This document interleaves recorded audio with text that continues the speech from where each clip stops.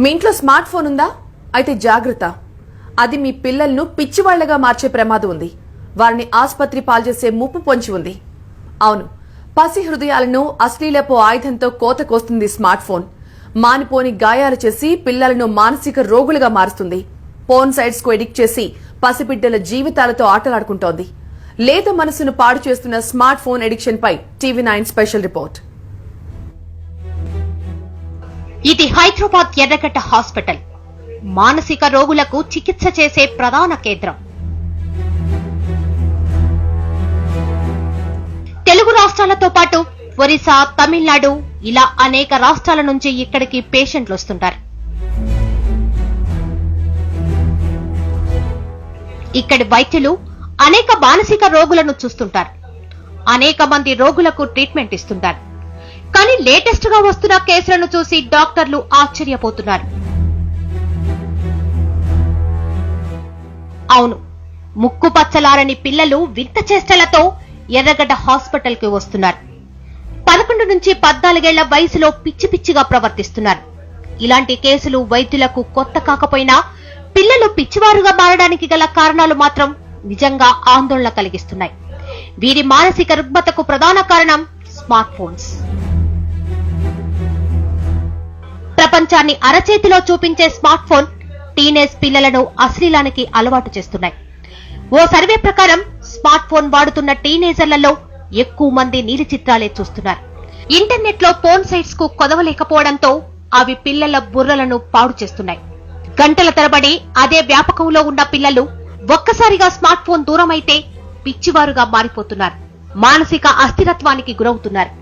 ఈ మధ్య కాలంలో ఒక ఇండియన్ ఫారెన్లో సెటిల్ అయిన అమ్మాయి ఈ మధ్య కాలంలో వెకేషన్ అని చెప్పి ఇండియాకి వచ్చినప్పుడు వాళ్ళ మదర్ తీసుకొచ్చినప్పుడు అమ్మాయితో నేను మాట్లాడితే తను మదర్ ఉన్నప్పుడు ఒక రకంగా మాట్లాడడం, మదర్ని సపరేట్గా చేసినప్పుడు ఒక రకంగా మాట్లాడడం గమనిస్తూ పోతే అమ్మాయి చెప్పిన విషయం ఏంటంటే, అంకుల్ నేను యుఎస్లో ఉన్నప్పుడు నాకు ఎటువంటి సైట్స్ ఓపెన్ అయ్యేటివి కావు. నాకు ఒక ఐడి ఉండేది. ఐడి నేను అప్లోడ్ చేస్తే కానీ నా సైట్స్ నా ఏజ్ ప్రకారం ఓపెన్ అయ్యేది.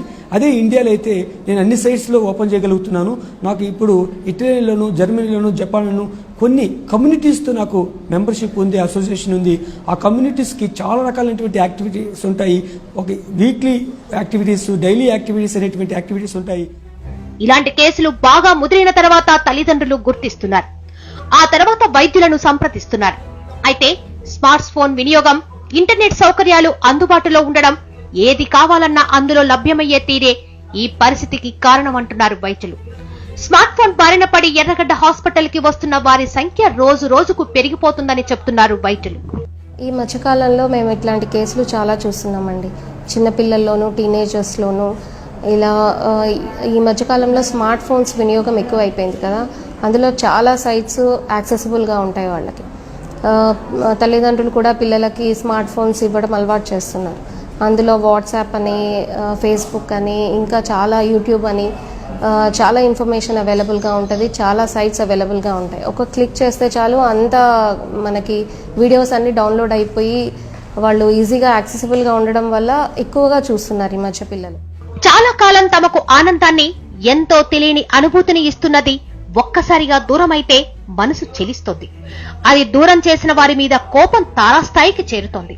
ఇప్పుడు పిల్లల్లో కూడా అదే చూస్తున్నామంటున్నారు సైకాలజిస్టులు. ఒక మొబైల్ ఇచ్చి, స్మార్ట్ మొబైల్ ఇచ్చి 15 రోజులు వాడుకోమని చెప్పిన తర్వాత అబ్బాయి గేమింగ్, అబ్బాయి ఫేస్బుక్ ఇన్వాల్వ్మెంట్ ఇవన్నీ చూసిన 16వ రోజు తీసేసి పక్కన పెడితే నిద్రపోడు, చిరాకు పడుతూ ఉంటాడు, సరిగా అన్నం తినడు, వస్తువులు ఏదన్నా చిన్న ఆర్గ్యుమెంట్ జరిగిన వస్తువులు పగలగొట్టడము, పీక్ లెవెల్కు ఆర్గ్యుమెంట్కి వెళ్ళడము, కొట్టే పరిస్థితి ఏర్పడడం, ఇంట్లోంచి బయటికి వెళ్ళిపోవడం, లేదంటే చనిపోతామనేటువంటి భావన కలిగి ఉండడం, ఇన్ని రకాలైనటువంటి మానసిక పౌరితికి లోనే పరిస్థితి ఏర్పడుతుంది ఈ యొక్క డిపెండెన్స్ లెవెల్ మారితే. పిల్లలకు ప్రేమను పంచడంలో తప్పు లేదు. కానీ వారు అడిగిందల్లా ఇచ్చేటప్పుడు జాగ్రత్త పడకపోవడం మాత్రం ముమ్మాటికి తప్పే. స్మార్ట్ ఫోన్లో వీడియో గేమ్లతో పిల్లలను మానసిక రోగులుగా తయారు చేస్తుంది కూడా తల్లిదండ్రులే అన్నది వైద్యుల సలహా. పేరెంట్స్ జాగ్రత్తగా ఉంటే మీ పిల్లలు జాగ్రత్తగా ఉంటారని సూచిస్తున్నారు వైద్యులు.